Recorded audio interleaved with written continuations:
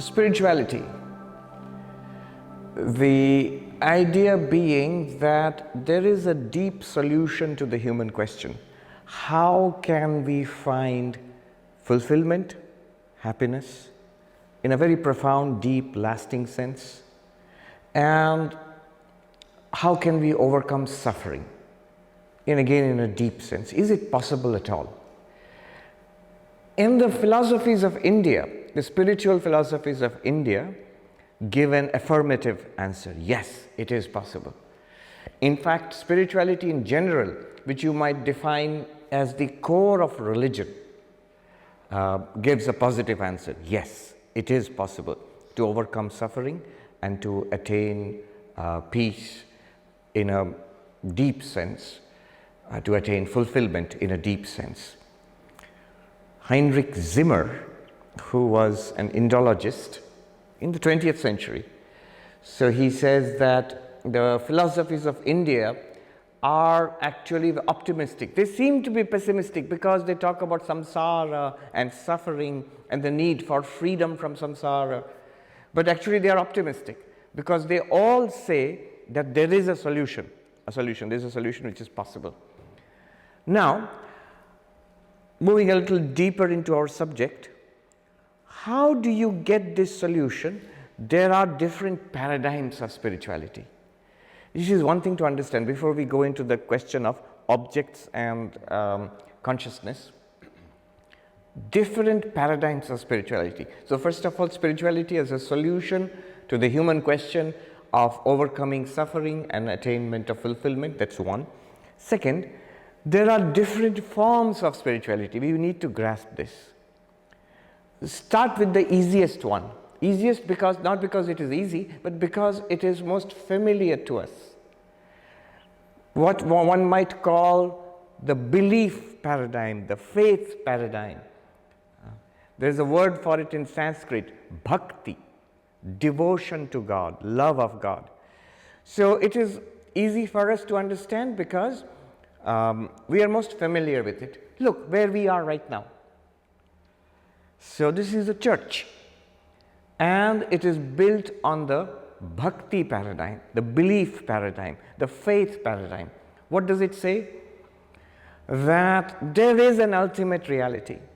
We call it God or Brahman or Allah or the Tao.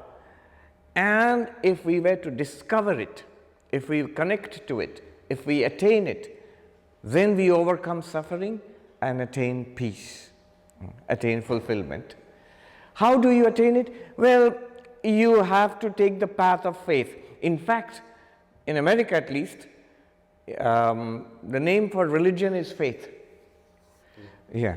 So believing in something. It starts with belief. It starts with faith. And it proceeds with faith on the basis of belief. And the method is faith, surrender, worship, adoration, and the practices are prayer, singing, what you do here, scriptural study, and all based on faith, that God exists. If you start with questioning, if you start with militant atheism, this path will not work. Now the problem with this path is lack of faith. Especially in our 20th and 21st centuries, we have large numbers of people who find it very difficult to believe in God and proceed on this path. So there is another paradigm of spirituality, which is not faith-based, which is experience-based. And that path, which one might call the yogic path, the path of mystical experience. So you meditate in this way, not to believe, but to actually see for yourself, to experience. So the second paradigm is that certain extraordinary experiences are possible, which one might call the mystical. Vision of God, or you hear the voice of God, you feel the presence of God. And this was very well known in India. There are many, many practices under the broad umbrella of yoga, of tantra, mostly meditative practices, which the aim is to generate extraordinary experiences. Again, valid. By the way, when I criticize, it's not for the sake of saying that it's not valid. These are all valid paradigms. The faith-based devotional bhakti paradigm is very valid. There are many, many, many saints in every religion who have proceeded through this path and attained the highest, no doubt about it. And then the mystical path, the yogic path, the experience-based paradigm. You practice in these ways and you will get the experience. What experience is meant here? Mystical experience. That something extraordinary which we do not have now, like a vision of God. Sri Ramakrishna, for example, used to have visions of Kali. If you see the descriptions of that, he is having a vision of Kali, he is speaking with Kali, the Divine Mother, but around him, many people are there, they're very impressed by it. They feel the upliftment, but they do not see anything. It's an extraordinary experience. And again, a very valid path. In every religion, at the core of religion, you will find mystical experiences of the founders, of the saints. Very important. But again, you can, if you want to critique it, one criticism, general criticism could be these are extraordinary experiences, very difficult to have and very rare. How many have it? Which one is genuine, which is not genuine? How do you know? And you can critique. Throughout the ages, if you see the mystics of every religion, one problem they always had to face was people thought they were crazy. If you look at the lives of the mystics, hey, you're mad. You think you're seeing God, you're mad. Sri Ramakrishna, in our tradition, he was the temple priest in the temple of Dakshineshwar, of the priest of Kali. And he had visions of Kali, and people around him, if you look at the descriptions at that time, they thought he was this mad Brahmin priest of Kali. Or people will think today, what are you smoking? You're high on something. I've just come from Manhattan, New York. So recently, a few years ago, they legalized marijuana. So many people are having mystical experiences now by smoking this marijuana. How do you know which is a genuine experience, which is induced by hallucinogenics? Many people have it. So these are issues. Or somebody today might say, they might not say you are crazy. They might not say that you are high on something, but they might say it's a neurological problem, you have a tumor. They will not say that you are crazy. We do not doubt that you feel you are one with the universe. You feel you are seeing a divine light, but actually it is just a tumor in your brain. In this part of the brain, there's a tumor which is putting some pressure on your nerves, and you're generating these experiences. Nothing divine about it, nothing spiritual about it. And a neuroscientific kind of reductionism. This is activity of the brain. It's not connected with reality. You're not really seeing God or anything like that. So these are the criticisms possible. The reason is these are not daily experiences, not shared experiences. These are very rare and private to the mystic. Now, in contrast with this, now I'm coming to the subject. In contrast with these two paradigms, faith, belief, one, special experience, mystical experience, yogic paradigm. A classic example would be the Patanjali Yoga Sutras. You sit in this way, you breathe in this way, you focus inwards in this way, and eventually you will have extraordinary experiences. All valid, all of these are valid. Now we come to the paradigm that Josie was speaking about, the self-inquiry. This is the third paradigm. In Sanskrit, you might call it the jnana. There's a word jnana, which means knowledge, the way of knowledge, the way of inquiry. Inquiry and knowledge, they're connected. Whenever we want knowledge, what do? We inquire. You ask Google. Ask Siri. So inquiry, we are inquiring. So the way of inquiry, what is this way of inquiry? So I want to contrast it with the two other paradigms. The way of inquiry is not a way of belief. Your Atman, Brahman, pure consciousness, no question of belief. We'll have to see for ourselves. Also, it is not the way of special experience, extraordinary experience. No. If you look at the Upanishads, the core texts of Vedanta, they talk about experience, but what experience are they talking about? Our daily experience. waking, dreaming, sleeping, that's all. The experience of the body, the breath, the mind, the intellect, the layers of the 5 layers of the human personality, that's all. Everybody has it. The experience of seer and seen, subject and object, all of us have it right now, all the time. That's all that is necessary. That's the beauty of this path. And then we inquire into it. You need the experience, number 1, and then you need inquiry. So it's experiential inquiry. It's not asking Google about it or reading a book about it, actually looking into our experience. Often people think this path of knowledge, Vedanta, the path of knowledge, is very philosophical, very academic, because many books are there and Sanskrit verses and so on. It is true, there is a vast, very fascinating philosophy, extraordinary philosophy, no doubt, and one can spend one's life in the intellectual inquiry, which is fascinating. But it is not primarily intellectual inquiry, it is actually our living experience, our lived experience right now. I remember reading about this great master long before my time, but one of our monks met him. He used to live under a tree on a little mat or choir bed. He had not even a hut. And he was a monk in Rishikesh. He used to live there. His name was Bhikshu Shankarananda. Non-dualist in this path. Somebody asked him, all these non-dualists, they have many books, library. Where are your books? You don't seem to have any books. Where are your books? Oh, he said, oh, I have books. I have 3 books which I read every day. What are these 3 books? Waking, dreaming and sleeping. And they tell me that I am this limitless consciousness, ever perfect, free from suffering, ever fulfilled. These 3 books. But they are books which all of us have it. Daily we see. Now, how do you read these books? How do we inquire into it? This is the framework of the subject today. And as Rishi put it in the very beginning, he said, it is a matter of consciousness and objects.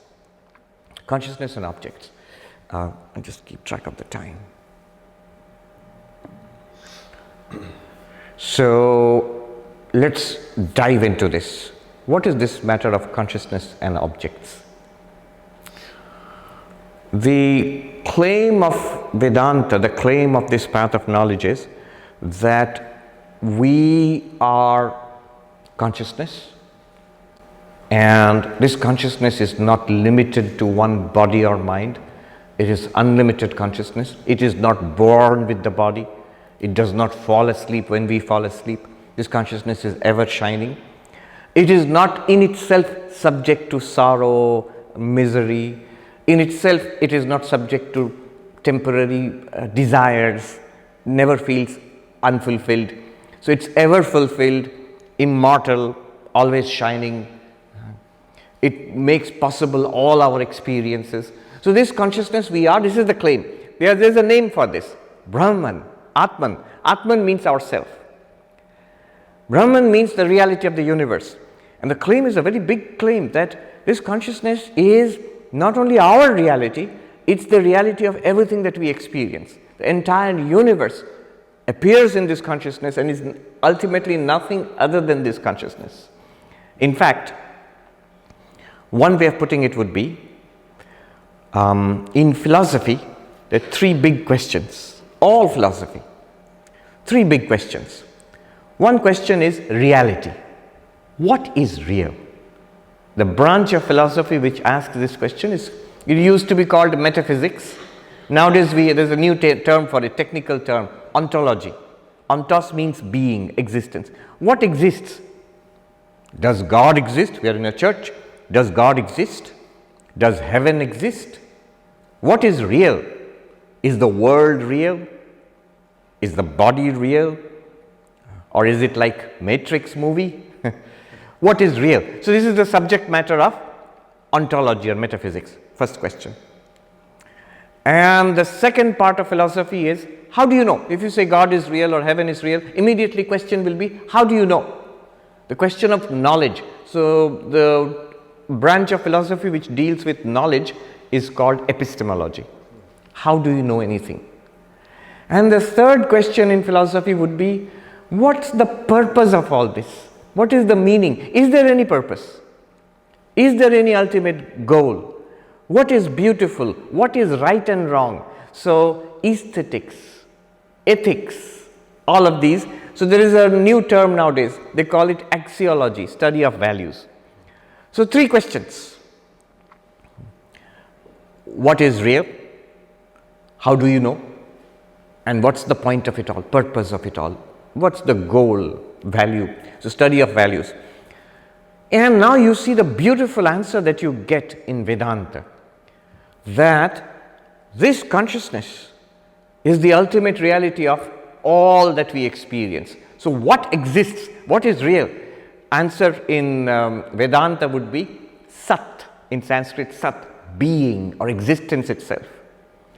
How do you know anything?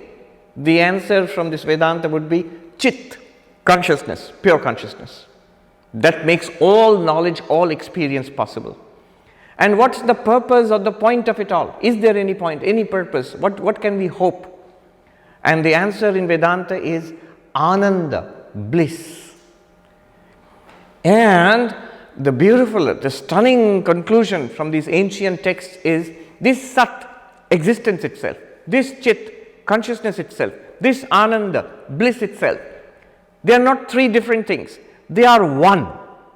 That which is ultimate existence is also pure consciousness, is also the point of everything, the source of all value and joy, called ananda or bliss. Sat-cit-ananda. This is the formulation. In a single word, it is called Brahman. Brahman in Sanskrit, it literally means vast, vast, big, limitless, infinite. Limitless existence, limitless consciousness, limitless bliss. And even further, more stunning claim of Vedanta is that this Sat-cit-ananda, wait for it, this Sat-cit-ananda is you. There is an ultimate reality of the universe. What is it? It's pure being, existence, Sat. It's pure consciousness, Chit. It is pure bliss, Ananda. And it is you. It is I. It is us. The great conclusion of the Upanishads, Tat Tvamasi, you are that. And it is something that we should realize. As long as we don't come to see it, we'll be in trouble. When we come to see it and live it, then we will be delivered from trouble, from the struggles and the sorrows. Will be what is called enlightened. In Sanskrit, they call it Jivan Mukta, free while living. This body will continue for a while, and yet you are free. You're free of the travails of the body, of the mind, even while in the body and mind. Even while living the life which we have been living, it will continue. And yet you are free. You're completely fulfilled, effortlessly so. So this is the goal. How do we do this? Now we are interested. Wow, this sounds great. How do I do it? Is it possible? Certainly it is possible. Not only it is possible, we must do it. In fact, the Vedantic idea of life itself is this is where we are going. Through all experiences of life, we are going towards enlightenment. If you think you are, then you call yourself, I am a spiritual seeker, spiritual practitioner. If someone does not believe in all this, I am not interested. I want to earn $1 million on Wall Street. That's my goal, not Sat-cit-ananda, not enlightenment. All right, then unknowingly we are going towards that. So how do you do it?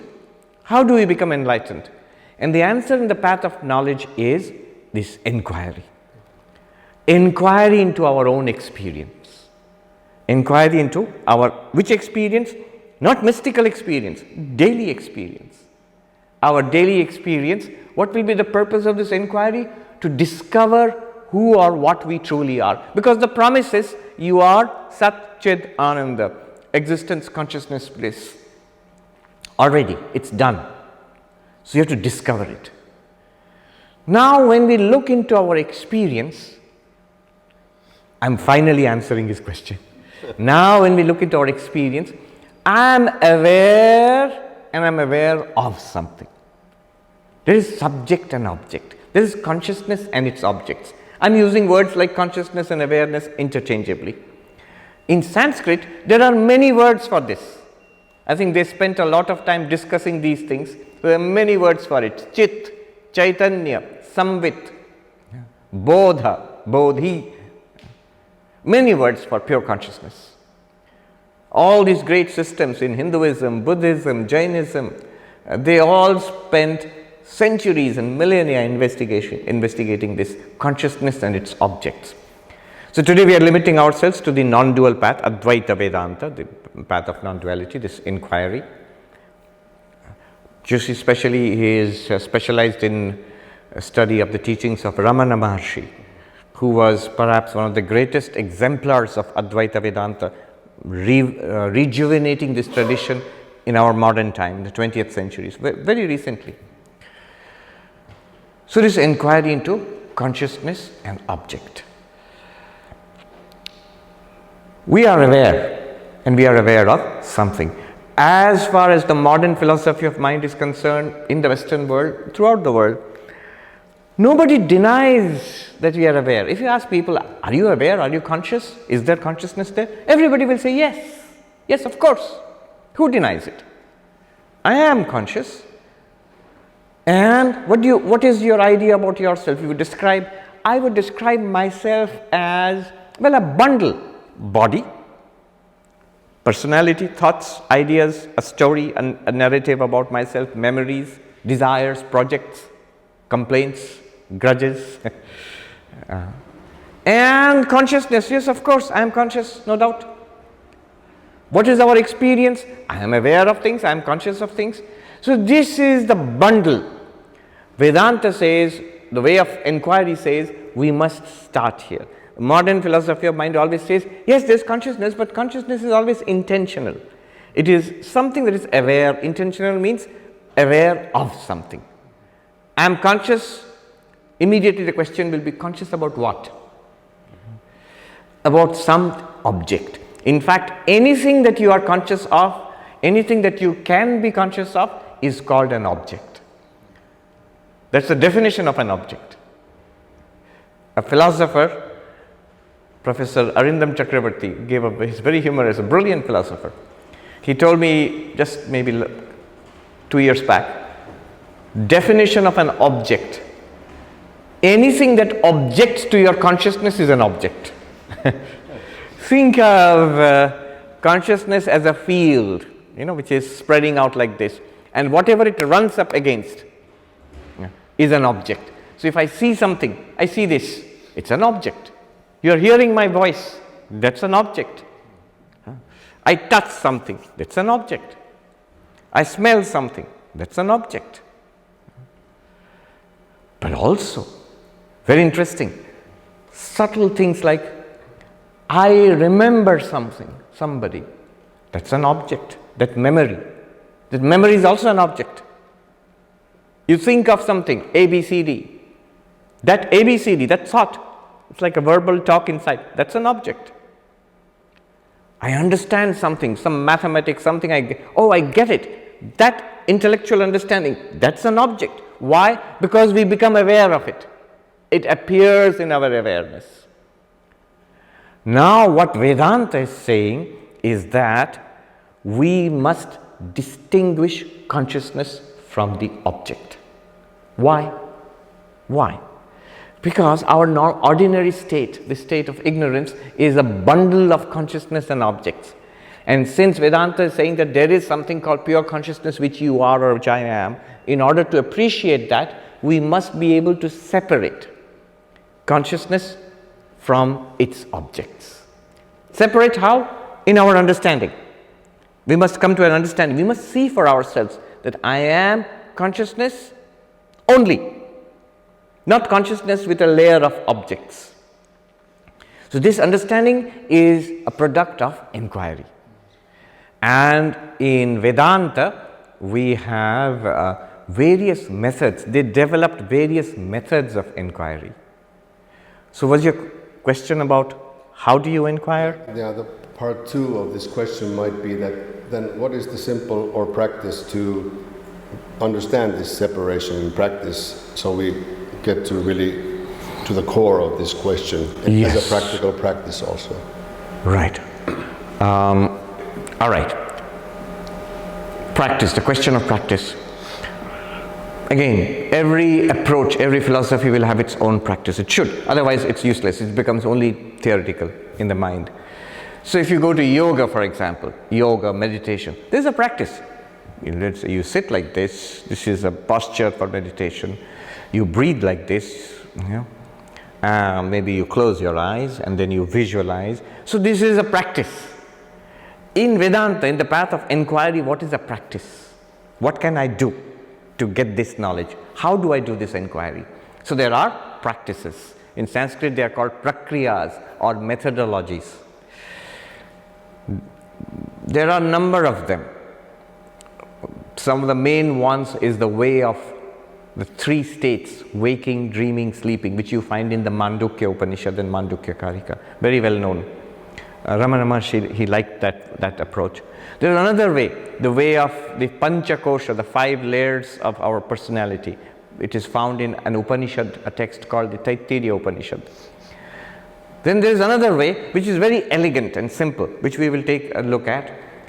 This is called the Drigdrishya Viveka, the way of discerning the seer and the seen. Seer and the seen. Basically, it simply means discerning consciousness from object, but the language is seeing, so seer and seen. And this is found in a text called the Drigdrishya Viveka, the discernment of seer and seen. And again, this is not a very old text, maybe of 600, 700 years ago. In India, 600, 700 years ago is modern. But it is based on Upanishads like the Kena Upanishad or the Brihadaranyaka Upanishad, the way of the seer and the seen. Let me outline the technique, and then we can, if you like, we can practice also afterwards. Yes, please. Yes. What is the technique? Let me give you 2 verses. One from one of my favorite non-dual texts called the Ashtavakra Gita, the Song of Ashtavakra, 1 verse. And then the actual practice, 1 more verse I will give. First, the verse from the Ashtavakra Gita. Very beautiful verse. It goes like this. I'll tell you the original Sanskrit and then translate. Yadi deham prithak kritya chiti vishramya tishtasi adhunaiva sukhi shanto bandhamukto bhavishyasi. If you can separate the body from consciousness and rest in pure consciousness, right now you will be ever fulfilled beyond sorrow, sukhi shanto, beyond bondage, bandhamukto bhavishyasi. So you will be free of bondage, you will be fulfilled, and you will be at peace. So what does he say? If you can separate consciousness from its objects, here he is saying the body, and rest in consciousness. All right. Now the technique, the process. This is another verse from the book Drigdrishya Viveka. It's one of my favorite verses, favorite books also. Very short book. And the first verse is the key. It's the key to opening up the path of inquiry. So we must start there. This verse shows us how to separate consciousness from objects. Rupam drishyam lochanam drik tadrishyam driktu manasam drishyadhivrittaya sakshi drigeva natu drishyate. What does it mean? Forms are seen, eyes are the seer. The eyes are seen, the mind is the seer. The mind is seen, witness is the seer, and the witness is never seen. That's all. What does it mean? How do we practice? How do we inquire? So first I will outline the process, then we will actually try it. We will try it for ourselves. What is the process? One thing we have to keep in mind is that the seer and the seen are distinct, separate. What do I mean by that? You are seeing, or I am seeing this cloth. I am seeing this cloth.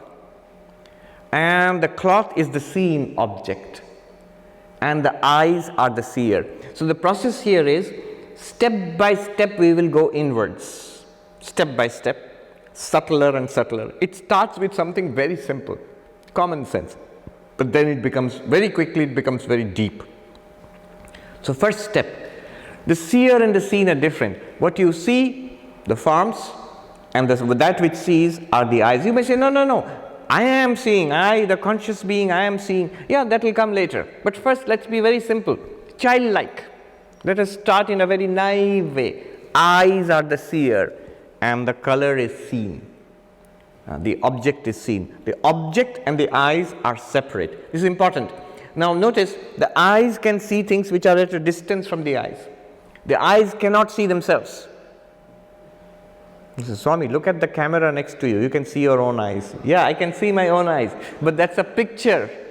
That's a picture of my eyes. That is not the eyes seeing directly. The way the eyes are directly seeing this, that way the eyes cannot see themselves directly.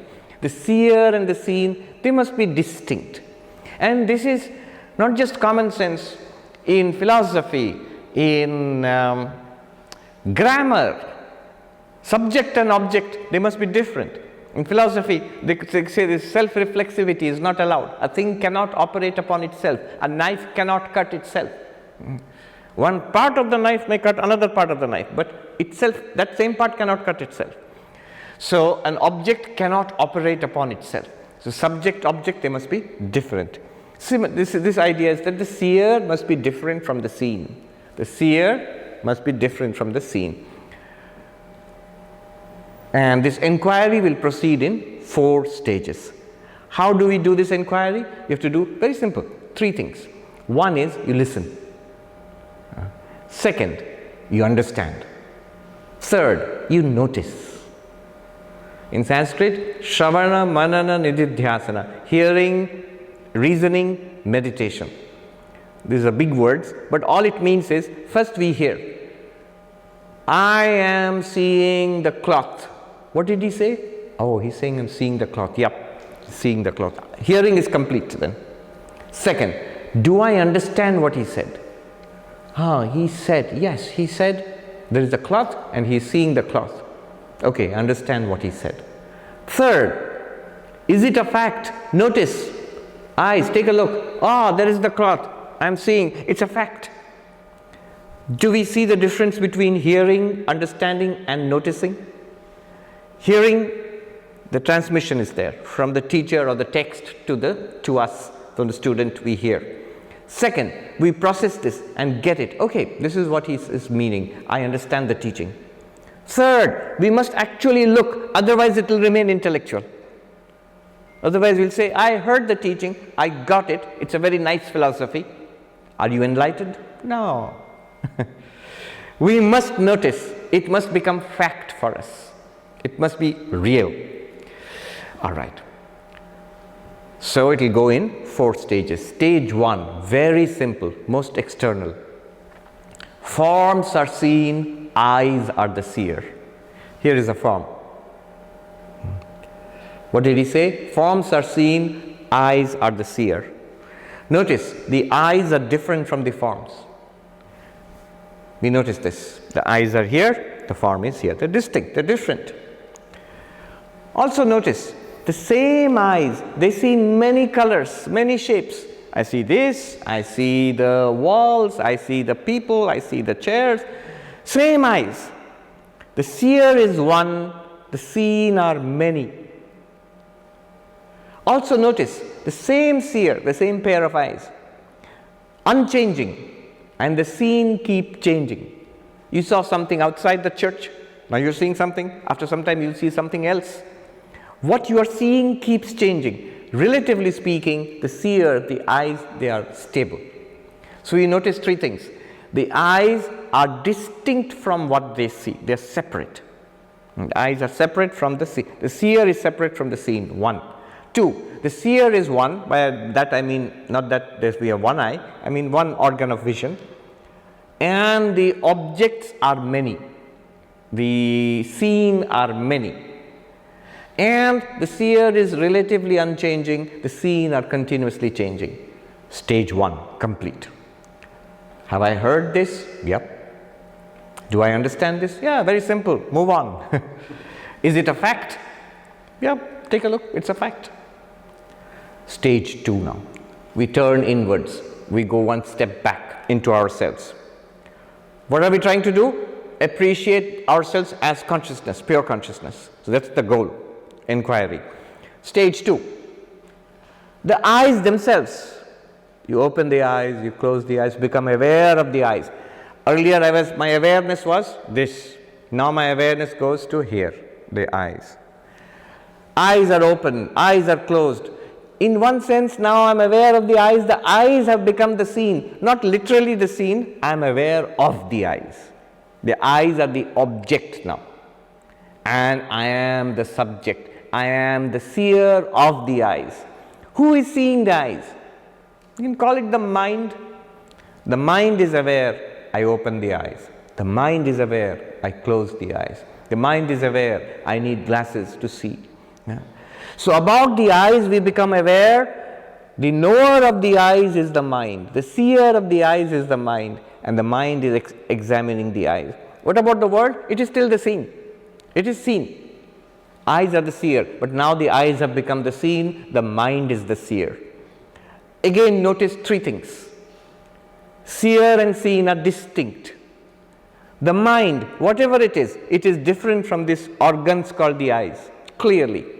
It's a different kind of entity, the mind. And it is experiencing, knowing, objectifying the organs, eyes. And not only the eyes, ears, nose, tongue, skin, all sense organs, body. They are all objectified by the mind. And therefore, I am saying, first conclusion, seer and seen are distinct. The mind is distinct from the eyes. They're two different things. Second, the eyes and the ears and the nose, they have a wide range of many things they see, hear, smell, taste, touch. The seer being one, mind only. It is aware of a diversity of sense experiences. The seen are many, the seer is one. And again, the seer is relatively stable. Mind changes into mind, thoughts into more thoughts. But the seen are changing tremendously. The sense organs, the body itself. So again, three conclusions. Seer and seen are different. The seen is one, seer is one, the seen are many. And the seer is relatively unchanging, the seen are continuously changing. Did I hear what was said? Yep. Do I get it? Yeah, pretty simple. Is it a fact? Yeah, we must notice this. Notice. Okay, I notice. The same mind, how diverse is seeing is one type of experience, hearing is another type of experience, but the same mind is experiencing both. So when I notice these things, all right, move on further, deeper. Stage 3. What was stage 1? Eyes are seeing the form. Stage 2, mind is seeing the eyes. Stage 3, the mind itself. Let us consider the mind. Thoughts, memories, feelings, good and bad and mixed and miserable and happy feelings. Intellectual cognitions, understanding. All of these are activities of the mind. And I'm aware of them. I can become aware of them. This is called introspection, looking into the mind. We can all become aware. If I feel happy, it would be very odd to say, yes, I am happy, but I can't feel it. That's very odd. Of course I can feel it. So to feel my emotions, to experience my thoughts, experience the cognitions of the mind becomes the scene. If the mind is the scene, who or what is the seer? Because the seer and the seen must be different. It's at this point that we have to be careful. A lot of philosophy can be done at this point. Is it not the mind seeing itself? Is it though? And there are a lot of discussions we can have about this. But just use the principle that the seer and the seen are distinct. That which becomes aware of the mind experiences the mind cannot be the mind. I'll give an example. Let's watch this. This is very simple but very dramatic. 2 thoughts. I will give you 2 thoughts. Think these 2 thoughts. A, B, C, D. 1 thought. Thought 1. Think it now. A, B, C, D. Second thought. 1, 2, 3, 4. Okay.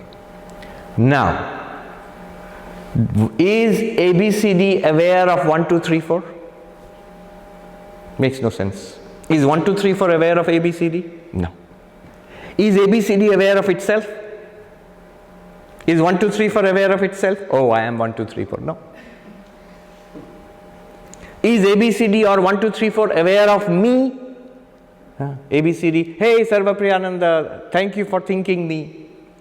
No. Oh, there is my friend 1, 2, 3, 4, another thought. No. These 2 thoughts, all of us, we experienced it now. They are not aware. Thoughts are not aware of themselves. They are not aware of other thoughts. They are not aware of the thinker, of the conscious being experiencing these thoughts. Rather, it is you, the conscious being, which is aware of these thoughts and aware of itself also, and aware of everything else. It's a very simple experiment. You can try it for yourself.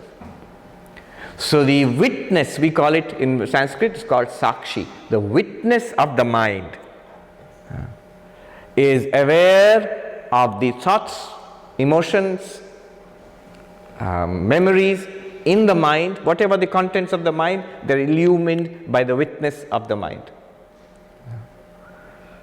Why call it witness? Because it illumines. Now remember, seer and seen, they're different. So I, the experiencer of the mind, I must be different from those thoughts. Try it now. It's very simple. It's nothing very dramatic.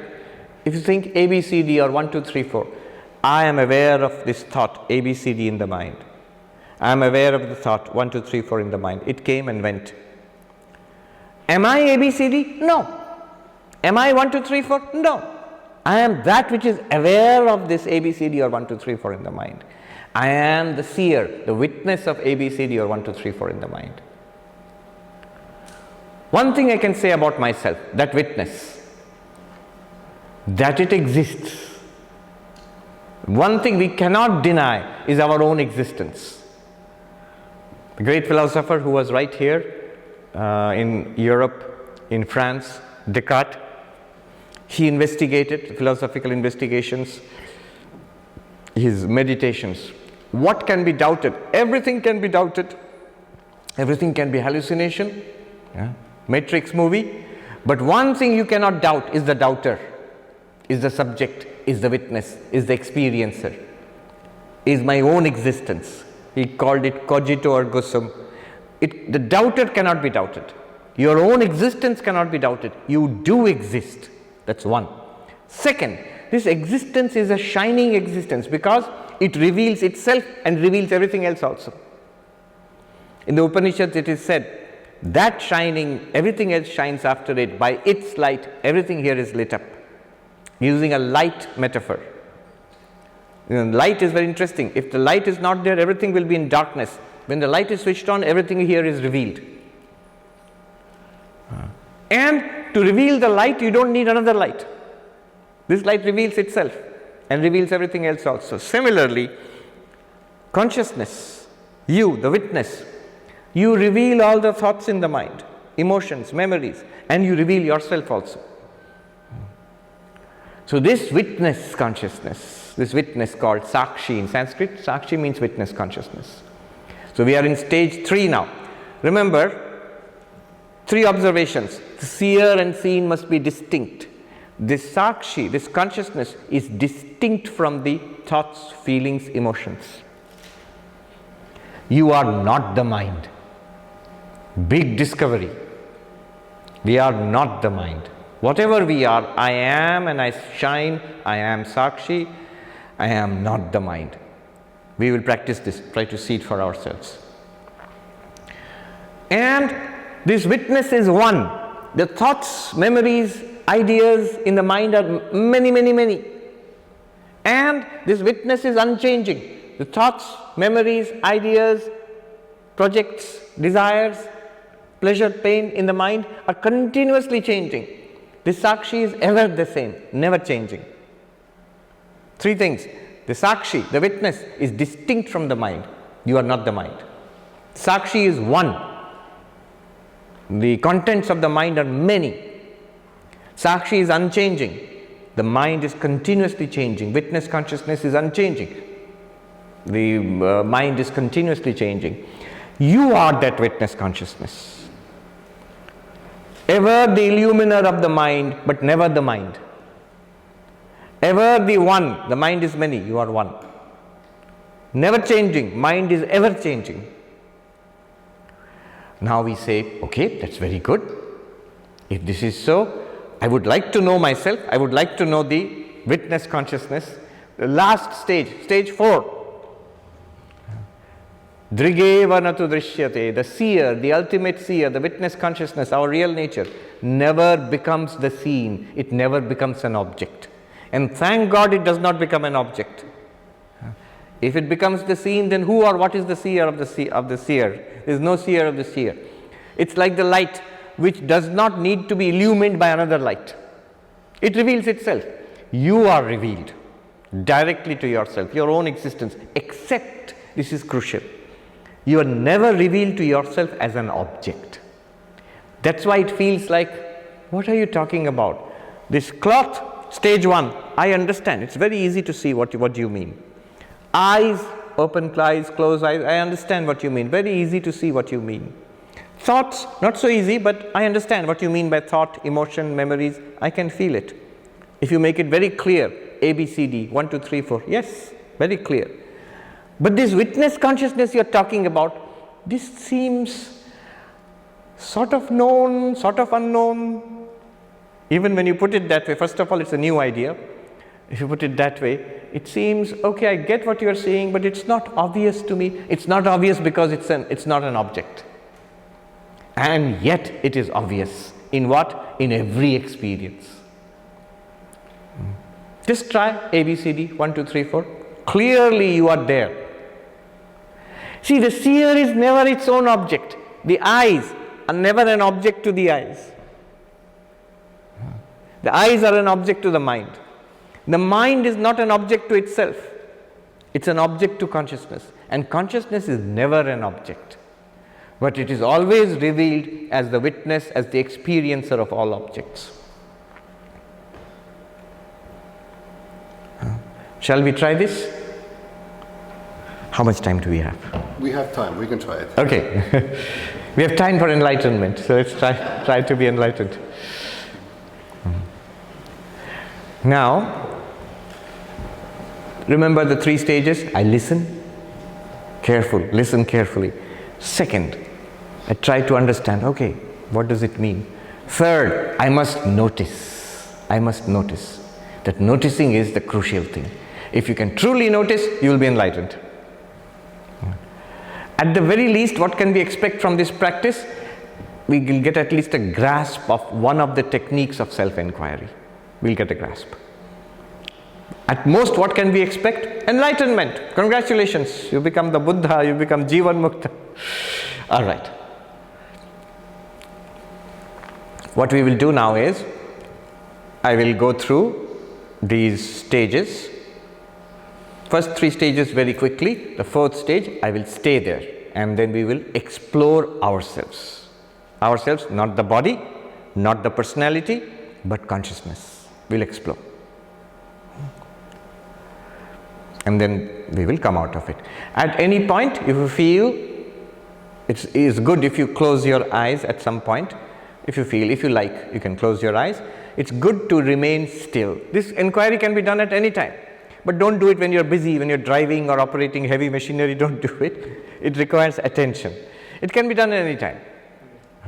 But it's best done when the body is still and breathing is normal, body is relaxed, and when you feel, you can gently close the eyes. First of all, keep the eyes open. Notice, with eyes open, notice this cloth in my hand. You can see anything. You can, if you like, you can see the cloth in my hand. The eyes are the seer, and this cloth, orange cloth, is the seen. It's an object. And I notice the eyes are distinct from this cloth. But being distinct from the cloth also means the properties of the cloth are in the cloth, not in the eyes. What does that mean?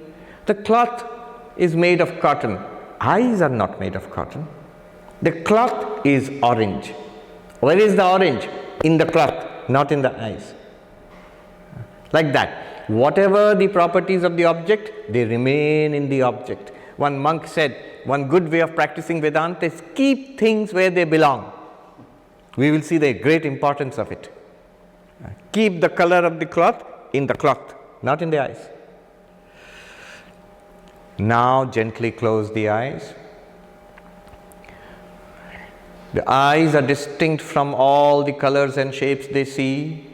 The eyes are the one organ of vision. Colors and shapes are many, many, many. The eyes are unchanging, and the colors and shapes are always changing. The seer is distinct from the different from the seen. The seer is one, the seen are many. The seer is unchanging, the seen are changing. Now gently become aware of the eyes, the feeling of the eyes, the eyelids. If it helps, you can blink the eyelids and close it. These are the eyes. The mind is the seer. The mind is distinct from the eyes and from the other sense organs and from the whole body. The mind is one, the senses are many. The mind is relatively unchanging, the body and the senses are changing. And the properties of the body and the senses are in the body. If the eyes are blind, the mind is not blind. If the skin is itching, the mind is not itching. If there is a warm or cold sensation in the body, the mind is not warm or cold. It is aware of the warmth or cold. Keep things where they belong. Stage 3. I am aware of the contents of the mind. The mind is the scene. I am the witness consciousness.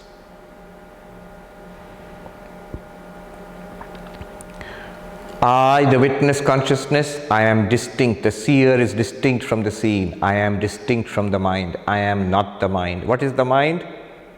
See for yourself. Think of thought, ABCD. That ABCD is the mind.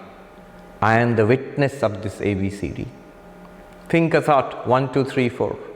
That is the mind. I am the witness of this thought, 1, 2, 3, 4. Thoughts are many. I, the witness consciousness, am one. Thoughts and feelings and memories ever changing. I am the one unchanging witness consciousness. Pleasant feeling in the mind, not in me. I am the distinct witness. Unpleasant memory in the mind, not in me. I am like the light, distinct from the object. The feeling, the unpleasant memory is an object. Keep things where they belong. The desires of the mind, in the mind. The frustrations of the mind, in the mind. The complaints, the grudges, the grumbling in the mind, not in me. I am the light. I am the witness. Even the traumatic memories of childhood, of problems, unhappinesses, all are in the mind. They are the seen. I am the light which reveals them. I am the seer.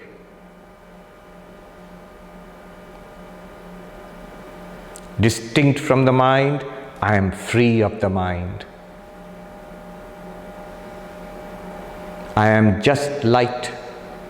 I am just awareness. Now, The final stage, stage 4, I come back to myself as the awareness, just bare awareness.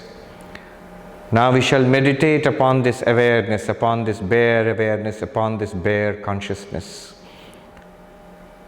Just relax, eyes closed, listening. Notice this awareness, this consciousness. It is there whenever the eyes are operating, whatever we see, the consciousness is there, otherwise we will not be able to see. Whatever we see in the background, this consciousness, I am there. That's why I am able to see. And whatever we hear, sounds are so different from colors and shapes, and yet the consciousness which is aware of those sounds, which illumines the sounds, same consciousness, I am that consciousness. In fact, this consciousness which I am, this witness, is common to all seeing, all hearing, smelling, tasting, touching. All my various sensory experiences are lit up by this one common consciousness which I am. And the experiences, good or bad, pleasant or unpleasant, in seeing, hearing, smelling, tasting, touching, they belong to the objects, they belong to the senses, they belong to the body, not to me. I am light.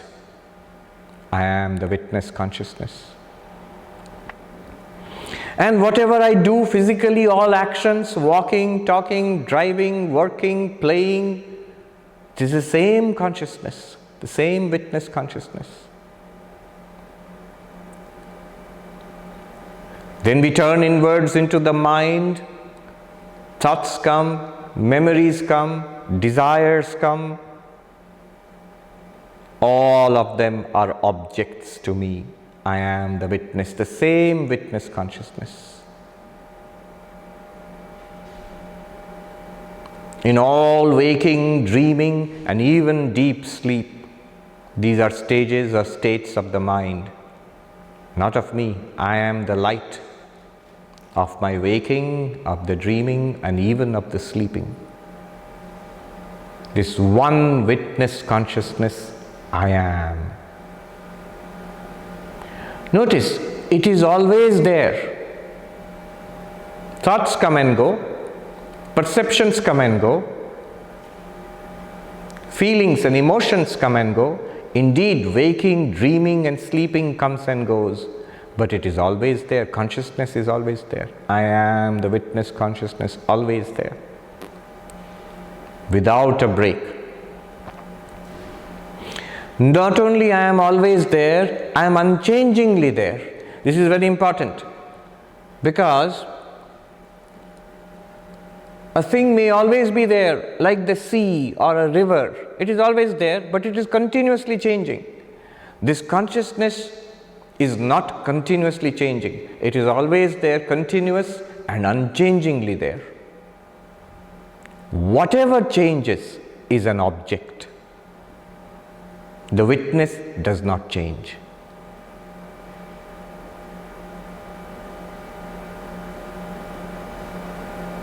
And this light, this witness consciousness, is never an object. It is ever the subject. Whatever we become aware of through our senses or the mind is an object. I am not that. I am distinct from it. This I is pure consciousness, is the witness consciousness.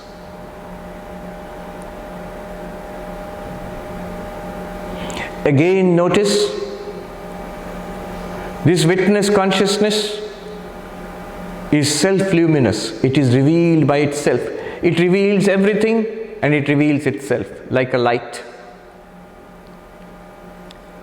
To reveal something, some color, you need to open the eyes and focus the eyes. To hear a sound, you need the ears. To think a thought, to remember something, you need the mind. It's an action, it's an effort. But all of it is revealed by this one consciousness. And to know this one consciousness, you don't require another consciousness. It is self-revealed, but not as an object. So self-revealed, self-luminous, and directly revealed. To see other things, you need sense organs. To think thoughts, you need mind. But to be aware of awareness, you need nothing else, just awareness itself, directly. No effort required. Awareness is always present, effortlessly present. Notice. You don't have to go anywhere to find awareness. You don't have to do anything to find awareness. Just notice it's there. No effort required. You don't have to wait. It's instantaneous. Always there. We may not notice it, but it is always there.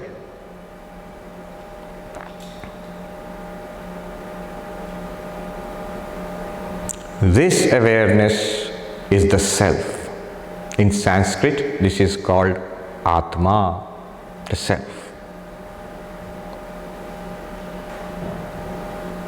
This awareness, the self, I am. I am the light which illumines all that I see, hear, smell, taste, touch. I am the light, the witness consciousness, which reveals all activities of the body, of the speech. I am the witness consciousness, which reveals all activities of the mind, memory, intellect. I am unchanging, continuously present, luminously present. I reveal everything and I reveal myself also, self-luminous. I am effortlessly, directly present. No need of any instrument, any sense organ to reveal consciousness. Consciousness reveals everything and it reveals itself also directly, instantaneously, effortlessly. Now notice, keep things where they belong.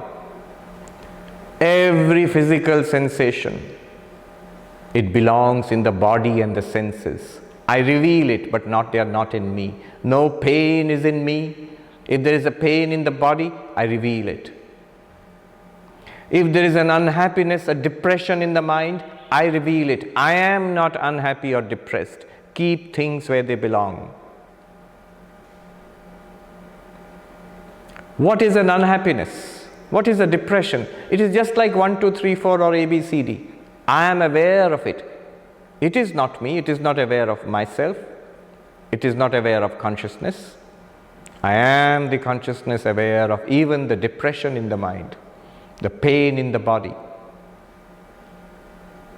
the hunger and thirst in the prana, all of these, all the good things, all the bad things, I reveal. Without me, none of them would be revealed. But I am the light, untouched by them.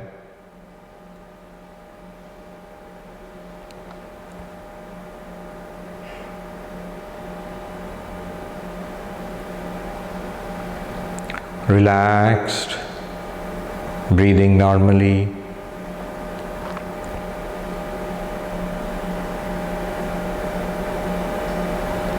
Now, if you feel comfortable, you can gently open your eyes.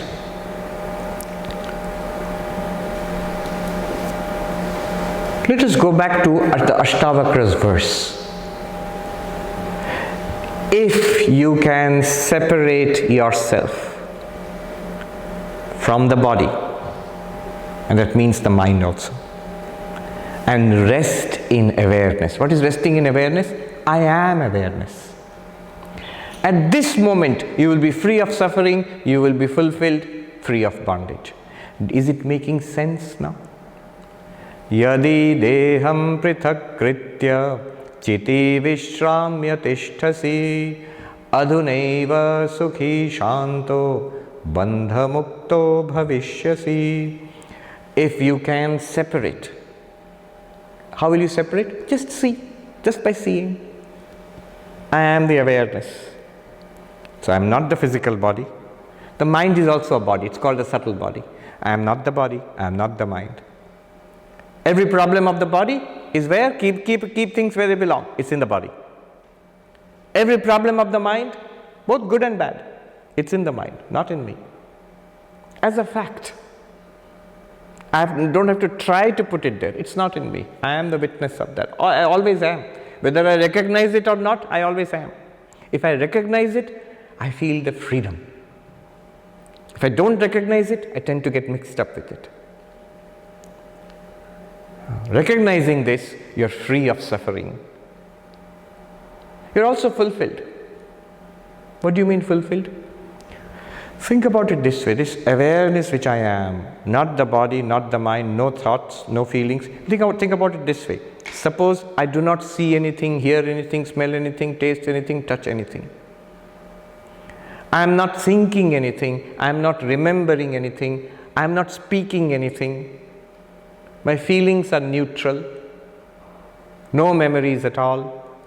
This stillness, you are the witness of this stillness. Now let me ask you, that witness, what does it want? Nothing. What is it waiting for? Nothing. What are its complaints? Nothing. So this witness I am, right now, and Ashtavakra says you will be free of suffering, you will notice that the witness consciousness actually is free of suffering. This is the basic idea. Now, if we have time, can I make a comment? This, however, what we did now is only halfway house. It is not non-duality, it is not Advaita. This is step 1. Remember, this is verse 1 of a book, first verse. Then it goes deeper. But what it goes, I'll just tell you in 2 minutes and stop. Non-duality, this is still duality, this is separation. We have separated ourselves. I am earlier, I have separated from you. I am up to this, and beyond this body is object. But now I have said body is also object, mind is also object. I am awareness. But this is also duality, separation. Vedanta says non-duality. How? What do you mean non-duality? Did you not separate subject and object, seer and seen, consciousness and object? Yes. But notice the language I used. I always said seer is different from the seen. I never said that the seen is different from the seer. Seer is different from the seen. The seen is not different from the seer. What do you mean? I mean like this. So, this pillar, it's made of wood. The wood is different from this pillar, from this post. What do you mean? Before it became the post, it was wood. Then it is made into this post. And after some time, maybe it will break, it will still be wood. So the wood can exist without being a post. The glass can exist without being this lectern, this podium. But can this lectern, this podium or this post, can this exist without being glass? Without the glass, can this thing exist? No. Can this post exist without the wood? No. So when I say, the classic example is clay pot. The clay is independent of the pot because it was clay before being a pot. And after the destruction of the pot, it will still be clay. When the pot exists, it is still clay. So the clay is independent of the pot, but the pot is not independent of the clay. Now, non-duality is making this claim, Vedanta. You, the consciousness, you are independent of the object, but the object is not independent of you. Now this light and object metaphor will break down. It will no longer work anymore because this object and that light, they are separate. But you, the light of consciousness, and the object which appears to you, the object is not separate from you. This is the big claim. I'm not going to prove it now, but this is a claim. An example is clay pot or the glass lectern or the wooden post or dreams. Whatever we see in the dream, the objects, whoever we see in the dream, and whatever action that happens in the dream, they are nothing different from the dreamer, you, the dreaming mind. You exist without those objects. You, the dreamer, when you wake up, objects in the dream are no longer there. But they do not exist without you. Similarly, the claim is the objects which appear in consciousness, you, the consciousness, you, the witness, you are distinct from the objects. But the objects are not distinct from you. That is why non-duality. They are appearances in you, like a dream.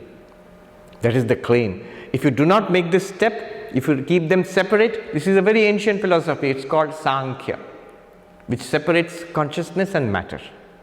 That's it. Even this will solve your problems.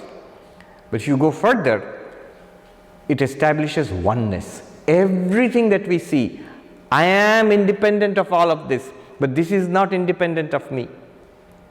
In fact, all this is I alone. The self alone appears as the universe. This is the non-duality of the self. You are one with the entire universe, or rather, the entire universe and everybody in the universe is one with you. Forever, because you alone appear as them. You appear as your own body and mind, and all the others also, and everything in this universe. Seen and unseen, known and unknown, experienced and unexperienced. Like a dream.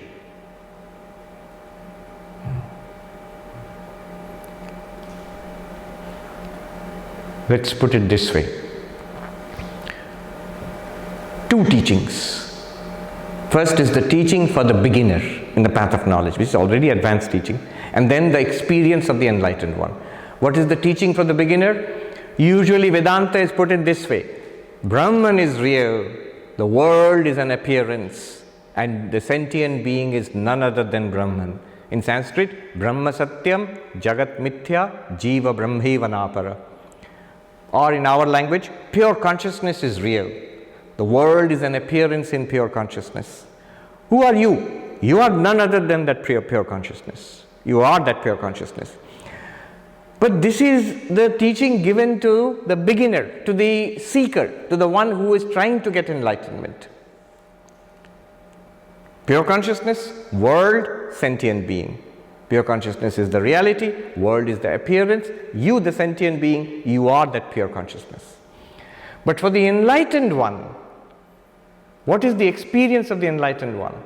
That there is only one non-dual pure consciousness. That's all. Not that there is a separate illusory world and I am a sentient being and I have to find that I am pure consciousness. Those are the instructions in the initial stage. But when you become enlightened, you will see everything is the play of this one non-dual pure consciousness. There is only that one non-dual pure consciousness. Brahman only. One without a second. While all this is appearing, that's the amazing thing. While all this is appearing, one good way to understand it is dream. In the dream, what's there? Only you, the dreamer. Even while you're seeing the dream, even while you are there yourself in the dream, other people are there, good and bad things are happening. The world is out there, the whole world of the dream is appearing to you. But the truth is, only one non-dual dreamer is there. Why non-dual? Because there is no second thing apart from the dreamer. It cannot be. Similarly, here also, there is no second thing, nobody other than you. The universe is one with you.